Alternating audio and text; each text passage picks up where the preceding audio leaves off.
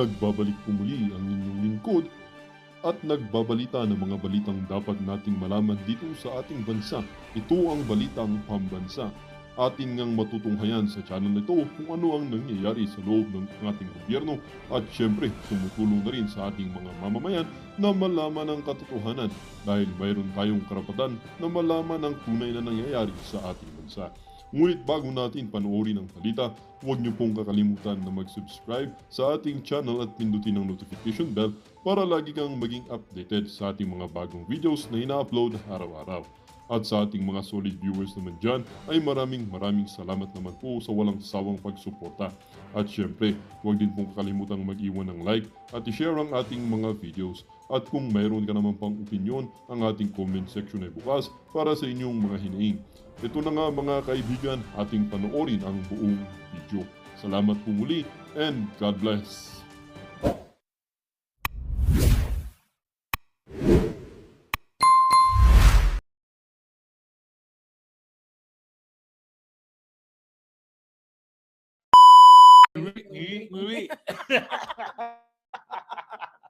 Ay, Kailangan nako. pa-trending natin yun. At saka Ah. isa pa na bangag, Bangag, bangag, bangag. bangag, bangag. Bangag, bangag, bangag. Ayun, inupo ka na. Kailangan makilala. Ilang arma na ang- tayo. Makilala ang pangatlong people para sa bangag, bangag, bangag. Ay, Lala, nababalo ko na ako dito. inaano ka ni Bangag. Oo nga, Kinukulam. kinukulam po tayo. Ayun. Di butod. Habang Oo. kinukulam si Spokes. Mm.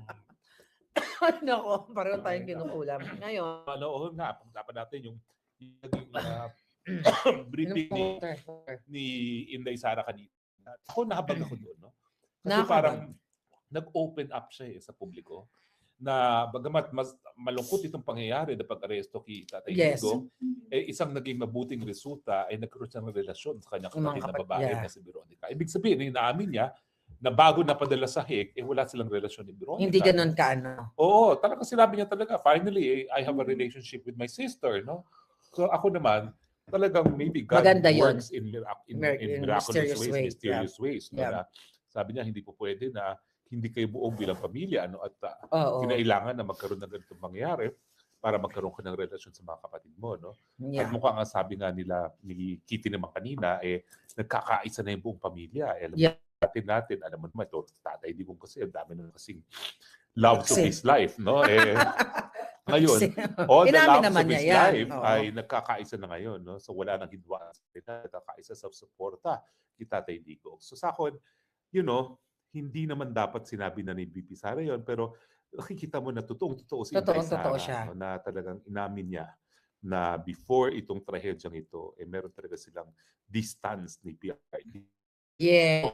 Kasi Nagkaroon siya talagang, ng moment oo, with as in, PRD namin. ako miski nagtatrabaho na ako spokesperson, hindi ko naman alam talaga kung anong anyo na kanilang relasyon. Pero nanggaling na mismo kay Inday Sara. No? Hindi lang siya nagkaroon ng relasyon kay Veronica, nagkaroon din siya talagang mabuting relasyon sa tatay niya. No? Na hindi niya ever na-experience bago itong pangyayari ito. So kung siguro may magandang naidulot nga yung pag-kidnap kay PRD ng mga Bangag, eto yung naging closer sila.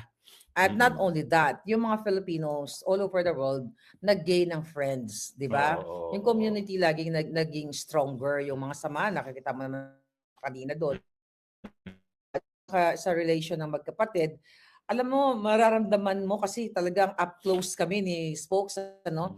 Yung talagang yung sister nila bonding, ang sweet nga 'di ba? Ang sweet nilang dalawa na parang talagang talagang silang mag-ate, pero yun nga lang nagkaroon sila ngayon ng chance na talagang malapit sa isa't isa at yun ang pinaka maganda, Spokes. Kasi naman si Inday Sara lumaki 2 barako, no? Yun nga. Siguro nakipag-upakan pa siya doon sa dalawa niya lalaking mga barako, no? Finally meron siyang babaeng kapatid na pwede rin niya api-apihin. Sabi nga niya, lang, may papagalitan na may siyang papagalitan sister. na akong sister. Oo. Dati, nakipag-upakan siya sa mga barako niya mga kapatid. Siguro, ngayon, baka. Ngayon, meron siyang papagalitan Hindi ng kasi baby yung sister. era namin, yung panahon namin, Oo. ganun talaga Yun sa pagsuntukan sa mga kapatid. makipag-away. O kasi Okay, ako yung mga malalaki kapatid din kong babae. kapatid. Hi, Gracia, ha? Yung mga upak mo sa akin, ha? Huwag mo kakalimutan yan. Kapatid ko po si Gracia. I love you, sister. Inupakan ka ba nun? Ay, naku, plago, inupakan yan. Oh. Butter. Kasi yun naman, siya na lang naging babae kasi namatay pa nga rin. So siya lang na naging kaisa-isang babae, 5 kaming barako. Siyempre, ibang klase yun. Bagamat mahal naman namin siya talaga. Ganun naman Kaisa-isang nung sister, panahon natin. So I'm sure ganun din yung dalawang lalaking barako. Si Inday Sara dahil siya the only sister, no? Pero At kaya ngayon, naman, astig yun. Walang choice si Inday Sara kundi maging astig. Kasi nga kasama niya, buong buhay niya, 2 brako, no? So ngayon, sweet na sweet sila na kanyang little sister. little si sister. Veronica. Oo. At pareho silang maalindog. Maalindog. At pareho sila talagang wow. Wow. At Ang saka strong ganda personalities and talaga. strong personality. Nga. Pero folks, eto na nga. Diba nandoon tayong dalawa. So na-witness natin kung ano yung mga, mga questions doon. So recently may nagtag sa akin, itong radio, may nagsend sa akin na ang sinasabi doon, may tinanong ko kasi si Inday Sara, gusto ko lang linawin. Narinig mo yun? Sabi ko, Inday Sara, sinisi ka ba? Sabi ko, muli. Sabi ko nga, muli eh. Kasi syempre, yung nangyari na nagpabudol siya kay Bangag, pareho tayo. So ang question ko doon, folks, so matatandaan mo, sabi ko, VP Sara, sinisi ka ba ni PRRD na yung reason kung bakit nandoon siya sa loob ngayon dahil sa'yo, yun ang minimin ko is nakipag-tandem siya kay Bangag.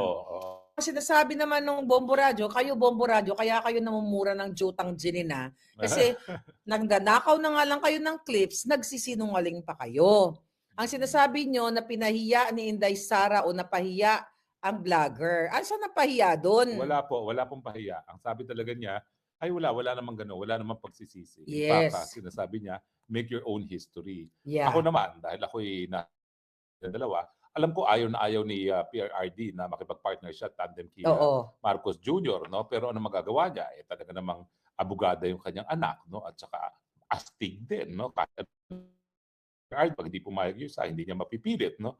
So, talaga naman pong wala namang mali siya doon sa sagot ni Inday Sara. At saka sa tanong. At saka sa tanong. Bombo Radyo Coronadal. Panoorin, tila pinahiya ni VP Sara Duterte ang isang vlogger sa maling impormasyon na nakalap niya na siya ang sinisisi ng ama. Kaya ito nakulong. Anong wala pong ganon. Walang ganon. Ang tanong is, hindi ka ba sinisisi? Hindi ka ba sinisisi ni PRRD? Na ganitong estado ngayon kasi nga dahil nakipag-tandem ka. Kay Bangag. So, hindi po sabi ka na ikaw talaga ang dahilan. Kaya ganito nangyari. Ang tanong is, sinisi ka ba? Kumbaga, no? So, hindi po ganon ang konteksto. Nandun po ako, katabi ko si Maharlika. In fact, magkatabi kami habang nagla-live kami at nagtatanong siya ng tanong, no? So, wala naman pong ganon. Alam mo, pero patawarin mo na ang RMN na Coronadal. Lala ko yung mga yan.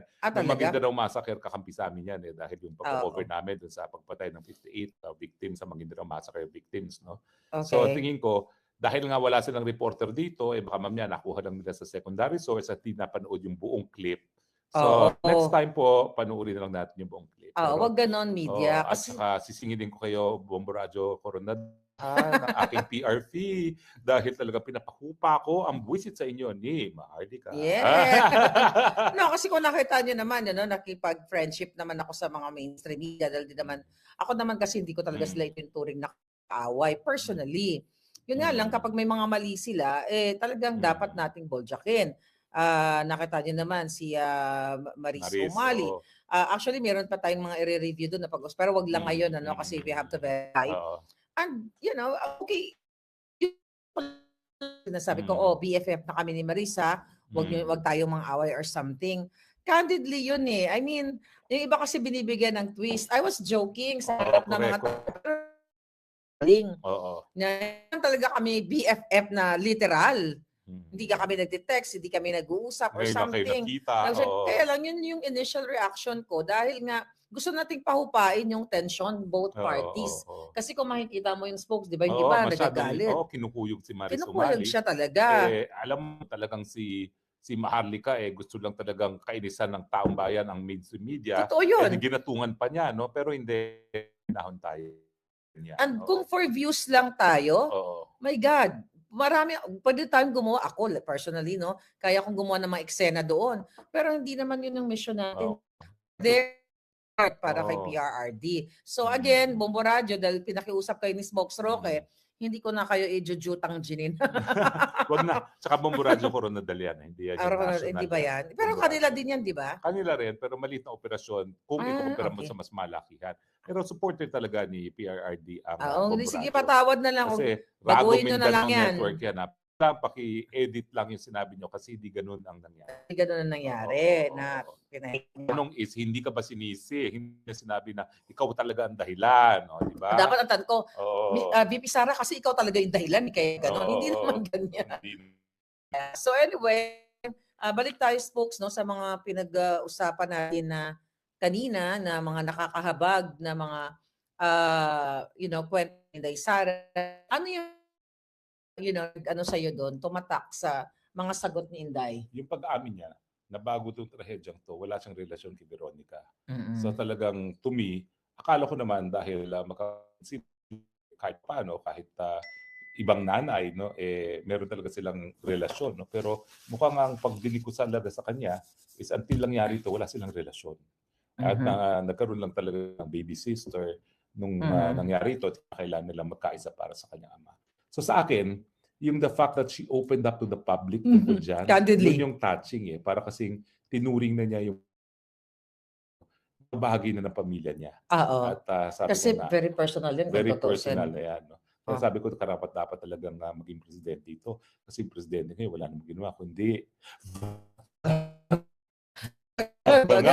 ngiwi.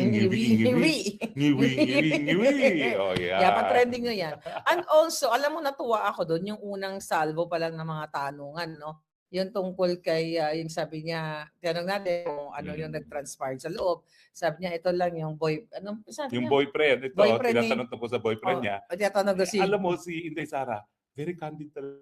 Oo. Remember yung isang visit naman niya, ano pinag-usapan niyo doon? Mga girlfriend. Ngayon naman, boyfriend ni Kitty. Which is, alam mo yun, nakakatawa. Tapos medyo nag-blush talaga si Kitty. Siguro na nagulat bata. Kasi naman sa ganda naman niya, no? Talaga naman magiging protective father ako kung ako tatay ni Kitty. Huwag kayong magkakamali. Oo. So, diba? Yun. At talagang at least araw-araw, and every time na magpunta si Vice President doon, talagang hindi niya nakakalimutan na mag-spend ng time sa mga Filipino na bumibisita doon.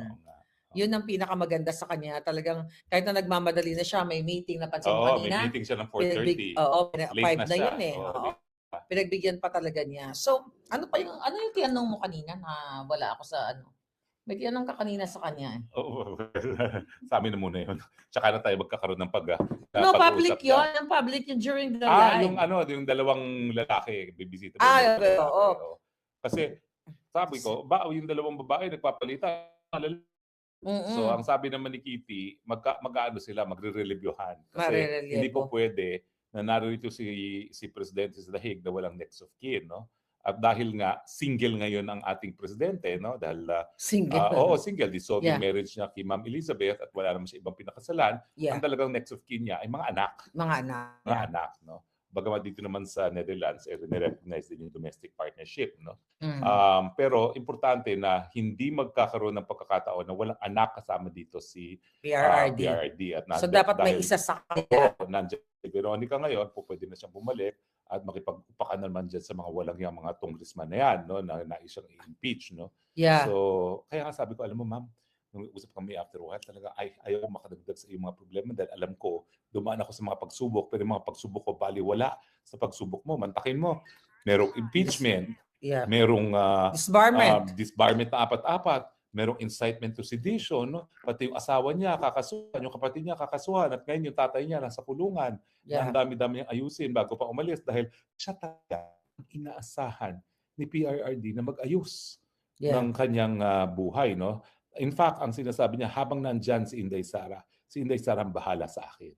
So, ganoon talaga yung matinding tiwala ni PRRD kay Inday Sara. Sabi ko, I cannot put myself in your shoes. Masyadong namin mo ng responsibilidad. Alam mo, lumiti na lang siya. Oo nga, madami. Pero alam mo, Kakayanin, kaya. kakayanin. Yung sabi niya, Hindi, kaya wala naman, din. kaya naman. Yeah, although tayong dalawa ay pinagdadaanan din sa kamay ng mga Oo. bangag, so mas matindi yung Ka-Inday. Oo, kasi Talaga. talagang wow. Oo. Impeachment, 4 na criminal cases, kaso sa kapatid, kaso sa asawa, at least Kasi di gusto ba? talaga nila eliminate ang mga Oo nga, Duterte. hindi sila titigil. Titigilan mga kababayan. yan Kaya hindi talaga rin tayo sinabi. tumigil Oo. dapat. Kaya ako, inaasahan ko talagang tuloy-tuloy silang pupulbusin din ako. No? Pero it is my honor na kasama ako Duterte. At talagang hindi po ako bibitiw. Ngayon pa ba ako bibitiw? Alam ko naman kung anong katotohanan. No? So it is an honor. So kahit ano bang gawin nila, I make no regrets. I have no regrets na ganito po kung Duterte dahil ako sigurado mas malaking kabutihan ang ginawa at ni Duterte sa Pilipinas administrasyon ngayon. Yeah, kaya talagang dapat hindi rin tayo tumigil no sa pag-support talaga sa pamilyang Duterte. So, ayun lang yung mga questions kanina, it's more on talaga yung very honest yung mga sagot ni Inday Sara at syempre hope pa rin natin no wish natin na mapauwi na nga yung Pangulong Duterte. So, Kaon pa Presidente Duterte kaysa sa atin. Tatay, hindi ko kami iwan dito. Pumasok kami rito para kasama ka, iwan mo kami. Alam mo, actually kanina nung nandoon ako, Spokes, iniisip ko talaga, sabi ko, what if kaya akong mag-break ako ng something din? Para na makapasok, makulog na sa loob. As long as doon ako ikukulong sa loob. Paano pala ako, hindi ka doon Yun na nga ang problema. Kasi Hilton of prisons yun Paano kung hindi ka mag-qualify doon? Ayun na nga. Kaya sabi ko, what if kaya mag-break ako ng something dito dyan, pupunta ako or whatsoever, para lang magpakulong ako. Yan, tama ka. But for sure, hindi naman ako ikukulong doon. Kaya change. Oo nga, Anyway, hindi na. Mahal ka namin, antayin ka na namin lumabas. Hindi na kami papasok dyan. Hindi na kami papasok dyan. Pero di ba naisip mo ba? marami doon kanina. Kasi nakakawa, wala ko usap si Presidente Duterte. Alam mo naman mga nakakulong doon, mga ibang lahi, mga Africans. Sabi nito. Sagutin ko kaya sa Bisaya yan. Oo. So yun yung mga tinitingnan natin but imposible yan. Pero ngayon, ang support lang talaga natin huwag tayong tumigil sa pag protest, peaceful protest kasi talagang uubusin tayo. Not lang kami. Kayo lahat na mga kritiko. Kaya talagang dapat tuloy-tuloy ating paninindigan. Nga 'di ba, Spokes? So kanina, I think your interview or sa iyong vlog, may binabanggit ka, pwede talagang managot itong mga maestrado dito sa ICC. Kasi nga, ang sabi ko, ang krimen na nagawa nung kinidnap nila si Presidente, yan ay arbitrary detention. Bakit? Gawain ng taong gobyerno. Meron silang inaresto at pinakait ng kalayaan. At ito ay walang legal na basihan. No? At lahat elementary yan, nandoon no? Sila yung mga police, tore, presidente, mga members, at sila nagdetina, no? Talagang hindi nila presidente sa airport, no? Dinala na sa Villamor. At syempre, ito ay walang legal na basihan kasi nga yung warrant of arrest, hindi pa naman humihingi ng pagtutulungan ang ICC sa... Sabi ko, kung itong mga bagay-bagay na ito ay nailabas na sa mga maestrado ng ICC at hindi pa rin magdeklara na walang jurisdiction, di kasama na sa kontsabahan ng arbitrary detention ng mga maestrado ng ICC. Yeah. Pero premature pa. Kasi ngayon, bibigyan pa ng sahain pa ebidensya na talagang illegal yung pag-aaresto. So kapag sila ay talagang sasabihin na main pa, wala kami pakialam, mali namin kung paano siya na-aresto, ayun, magkakaroon sila ng pananagutan sang-ayon sa batas ng Pilipinas. Also for arbitrary detention. Kasi paghuli kay Presidente mismo, walang legal na basihan. Dahil hindi nga nasunod yung proseso na nakasaad mismo sa Rome na siyang bumuo at nagbigay ng kapangyarihan sa ICC para maglitis ng ganitong mga kaso. Yeah. Spokes, napag-usapan natin kanina, nandun tayo sa ICC na posible na mag-file ng motion to dismiss, di ba, ang ating kampo. So let's say for example, nag-file tayo today. Usually, mga ilang days ba yan magtatakbo yung Well, klaseng motion? walang time frames unlike sa ating hukuman na may within 90 days, no, kailangan ma-resolve ang mga pending resolutions, no. Oh. Dapat tayo magkatay ng confirmation hearing sa Setyembre. Yeah. Kasi yung argumento na walang jurisdiction ng hukuman dahil sa illegal yung pamamaraan ng pag-aresto at saka wala naman talagang jurisdiction dahil bumitiw na tayo at nagsimula ang preliminary investigation sa ikalawang taon, no. Sabi ng Rome Statute, sa loob ng dapat ng isang taon lamang na magsisimula na yung preliminary investigation, otherwise wala ng jurisdiction. Dahil nga dito sa mga kadalahan na neto, dapat at the soonest time possible, ihain na yung motion to dismiss. Alam ko naman ang binibigyang prioridad ay yung provisional release. Pero in-explain ko nga kanina din kay VP na sa lahat ng kaso na dinig ng bibigyan ng provisional release sa mga akusado ng core crimes. Yung crimes ng war crimes, crimes against humanity, genocide. No? Ang nabibigyan lang yung mga crimes against administration of justice. Yung mga pananakot ng testigo, yun yung mga nabigay ng provisional release. No? So sa akin naman, dapat isabay na yung provisional release at saka yung motion to dismiss. Kasi lalo na yung issue, nagsimula sila ng preliminary investigation sa pangalawang taon, that's a legal issue. Wala na kailangang ebidensyang ipasok. Dahil yan ay alam ng hukuman kung ano nangyari. And that's a purely legal issue na karoon ng dyan sa Burundi na nagpatuloy ang preliminary investigation dahil nagsimula ang preliminary investigation within the 1 year na matapos mag-withdraw. Ito second year na eh. So sa isubmit na yung issue ng jurisdiction na sa ganoon, makauwi na ng lalong mabilis na panahon ang presidente. Now, hindi po ito pwedeng akusahan ni Kaufman ako yung naghimasok kasi hindi nga ako abogado. So, pwede kung may karapatan ako magdakdak. Lalo na, least counsel din naman ako eh. Diba? Pareho naman ng least counsel ng ICC. No? At sa akin lang, ako Pilipino, kaya alam ko ang ugali ni Presidente Duterte na talagang hindi po yan tatagal sa kulungan. Hindi siya may magkakasakit, kundi sa sama ng loob. Na talagang ayaw niya na husgahan siya ng dayuhan. Kaya sa lalong mabilis na panahon, iuwi na. Itaga niyo po yan sa bato. Kung may mangyari kay Presidente, hindi dahil sa sakit, dahil po sa sama ng loob, na yung pinakaayaw niya na huhusgahan ng mga dayuhan at siya'y lilitisin, hindi sa Pilipinas. No? Mas gugustuhin po niya pumanaw na kaysa matuloy ang prosesong yan. Yan po talaga ang pagkakakilala ko. Kaya the soonest time possible na motion to dismiss, dapat gawin na yan. So speaking of pagkakilala mo kay Smokes, napag-usapan niyo bang dalawa itong sa ICC?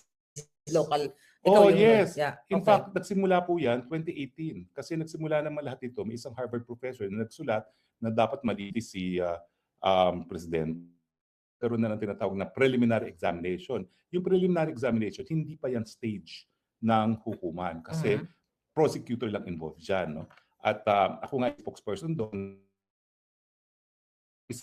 sa nagtulong na maging miyembro tayo ng ICC, mukhang linalabag ng prosecutor yung dahilan kung bakit tayo pumayag na maging kasapi ng ICC. Pumayag lang naman tayo dahil kinakailangan court of last resort ng ICC. Kinakailangan, pag hindi gumagana ang gobyerno, walang hukuman na gustong maglitis ng mga ganitong karumaduman na krimen, meron pa rin maglilitis. No? Pero nangyari nga doon, nagdeklara yung prosecutor na magsisimula siya ng preliminary examination, hindi preliminary investigation po. No? Yan kahit anong ebidensya lang. Yung mga ebidensya na binibigay ng CPP-NPA na ngayon nasa gitna no, ng pagsulong ng demandang ito na chismis lang naman. Tinatanggap yan ng prosecutor. Kahit mga chismis? Hindi kasi siya kabahagi ng court proceedings. Ang formal court proceedings, magsisimula sa preliminary investigation, sabi nga ng hukuman sa Burundi, dapat magsimula within 1 year. Pagkatapos magbitiw, hindi 2 years. No? So, napag-uusapan namin yan. At ako nga ang inatasan niya. Pinadala niya ako sa New York para magbabala na bibitiw kami sa ICC kung kayo magpupursige. Dahil bukas ang mga hukuman namin at lahat ng gusto magdemanda, sa Pilipinas dapat magdemanda. At dahil wala yung aking babalang ganyan sa Assembly of State Parties ng New York, natuluyan na nga ang ating pagbibitiw. So ganyan pong kalapit ang relasyon ko kay Presidente Duterte pagdating sa ICC.